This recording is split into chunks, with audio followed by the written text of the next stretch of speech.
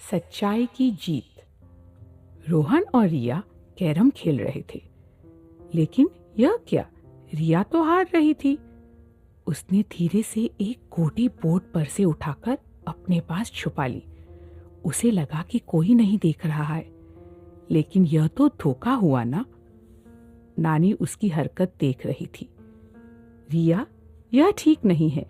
यह तो एक खेल है और हमें ईमानदारी से खेलना चाहिए, है कि नहीं? रिया ने पूछा। नानी, ईमानदारी से कैसे खेलते हैं? नानी बोली, आओ, मैं तुम्हें वुडवर्ल्ड जंगल के जानवरों की एक कहानी सुनाती हूँ, फिर तुम आसानी से समझ पाओगी। वुडवर्ल्ड जंगल। वुडवर्ल्ड जंगल में कबड्डी की बहुत बड़ी प्रतियोगिता होने जा रही थी। एडी और उसके दोस्त भी तैयारी में लगे हुए थे। वे हर हाल में यह प्रतियोगिता जीतना चाहते थे। वे दौड़ते थे, खींचते थे, फिसलते थे, कूदते थे और फिर एक दूसरे के ऊपर गिरकर ढेर हो जाते थे। वे कुछ तो गलत कर रहे थे। अब उन्हें घबराहट होने लगी। एडी बोला, ये जो भयंकर मसेल्डोज है, इन्हें हराने के लिए हमें तगड़ी मेहनत करनी पड़ेगी। एजे ने कहा, बेकार ही चिंता कर रहे हो, हम उनसे भी ज्यादा ताकतवर हो सकते हैं। तभी किसी की जोर जोर से चलने की आवाज आई। यह कौन आ रहा था? यह तो मसेल्डो ब्रदर्स निकले, इतने भारी भरकम और डरावने। उनमें से एक चिल्लाकर बोला, तुम लोग कौन हो?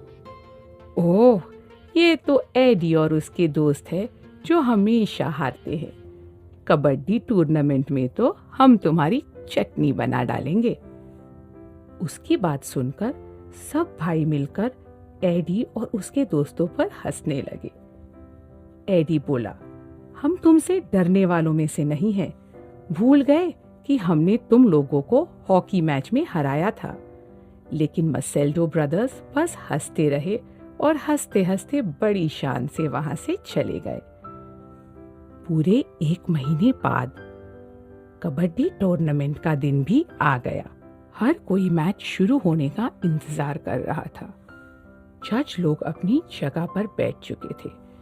दोनों टीम तैयार थी। सीटी बजी और यह खेल शुरू हुआ। यह क्या, एडी की टीम के सामने एक के बाद एक नई चुनौती खड़ी होती जा रही थी। जब भी उनमें से कोई लाइन के उस पार जाता, कोई न कोई मसेल्डो उसे पकड़ने के लिए खड़ा होता, और जब भी कोई मसेल्डो उनकी तरफ आता, एडी की टीम उसको पकड़ ही ना पाती और वह सुरक्षित अपनी तरफ वापस भाग जाता। अभी तो सिर्फ मसेल्डो का ही स्कोर बढ़ रहा था। सीटी बजी, आधा खेल हो चुका था। कबड्डी प्रतियोगिता, वुडवर्ल्ड जंगल। डी बोला, ऐसे तो हमारी हार पक्की, लेकिन मेरे पास एक योजना है जिससे हम जीत सकते हैं। अपने शरीर पर हम सब यह तेल लगाएंगे, उससे हमारा तन चिकना हो जाएगा और वह हमें देर तक पकड़ नहीं पाएंगे। लेकिन यह तो धोखा हुआ ना, हम भी बोला। वह खेल में धोखे की बात से खुश नहीं था। एडी ने गंभीरता से कहा, हमारे पास एक यही रास्ता है।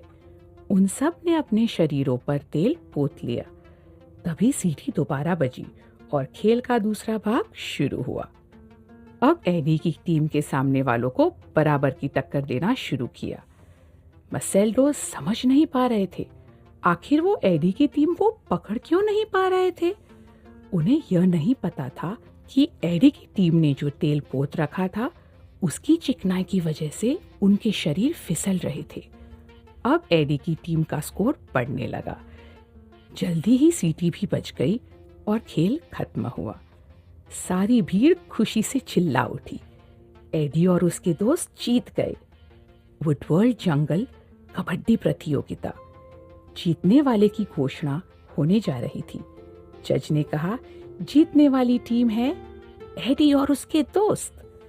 हमारे जंगल की तरफ से अब जो टीम जंगलों की कबड्डी टूर्नामेंट में जाएगी वह है। अचानक जज की आवाज को टोकते हुए कोई और धीरे से लेकिन साफ शब्दों में बोलने लगा, जो टीम जंगलों की कबड्डी टूर्नामेंट में जाएगी वो है मसेल्डो ब्रदर्स। देखने वाले स्तब्ध रह गए। जीतने वाले तो एडी की टीम थी ना, फिर यह क्या हो रहा है? वो आवाज थी एडी की। एडी धोखे से नहीं जीतना चाहता था, इसीलिए उसने सच्चाई बताने का फैसला किया। एडी बोला, हम धोखा देकर जीते हैं, हमने ऊपर तेल पोत रखा है, हमें माफ कर दीजिए। असल में जीत मसेल्डो ब्रदर्स की ही हुई है। हम धोखेबाजी से एक बार खेल जीत सकते हैं, लेकिन धोखे से कभी भी हम असली चैंपियंस नहीं बन पाएंगे। जज स्टेज पर से उतर के आया। जज बोला, यह तो साफ है कि जो तुम लोगों ने किया वह गलत है। धोखा देकर कभी कोई नहीं जीत सकता, लेकिन अपनी गलती सच्चाई से बताकर तुमने यह सिद्ध कर दिया कि तुम एक सच्चे खिलाड़ी हो।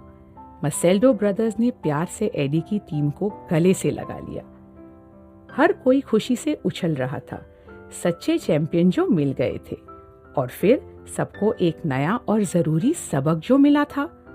नानी बोली, बच्चों कुछ समझे, हमें जीतने की कोशिश जरूर करनी चाहिए, लेकिन ईमानदारी और सच्चाई से। धोखे से तुम हर बार नहीं जीत सकते। बच्चों ने मान लिया था कि नानी जो कह रही है वह सही है। एडी और उसके दोस्तों की तरह इन्होंने भी नया सबक सीख लिया था। हमने क्या सीखा? जब हम सच्चाई पर टिके रहते हैं, अच्छाई हमारा साथ देती रहती है। सिर्फ एक छोटा सा झूठ भी हमें बड़ी मुसीबत में डाल सकता है।